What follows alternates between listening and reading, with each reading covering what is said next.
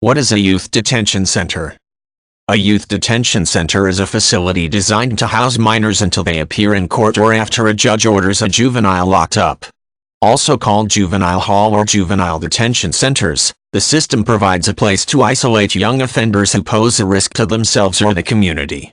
A youth detention center can be a secure facility for serious offenders, or farms and camps aimed at rehabilitating minor offenders in more informal settings. Juvenile hall commonly serves as temporary housing for minors who are arrested. They sometimes remain in custody until they appear in court to determine what happens next. A judge will look at the youth's family situation, school performance, and the seriousness of the crime before deciding to place the minor in a youth detention center.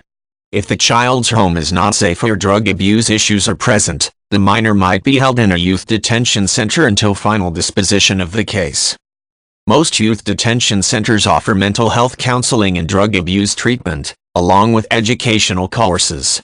They are commonly secure facilities that may house boys and girls in separate wings. Typically, the offender is held here if he or she poses a danger to the community or has violated a prior court order. If the offense committed is serious, like murder or a sex crime where force was used, the youth can be sentenced to a secure youth detention center as punishment and for rehabilitation. He or she might be taught life skills and participate in work programs. Sex offender counseling is available at some centers, along with anger management courses. Some areas offer boot camp programs, farms, or other alternatives where a minor offender can learn to take responsibility for his or her behavior. These programs may focus on job skills, or be operated like a regimented military-style camp. If an offender successfully completes the program, he or she might be able to keep the crime off the record. Other options generally exist for those who have committed minor offenses. A judge can place the child on probation with certain conditions for a set period of time. House arrest, where the youth wears an ankle bracelet to monitor where he or she is at all times, is also commonly available. If the judge determines family issues contributed to the child's actions, family counseling may be ordered.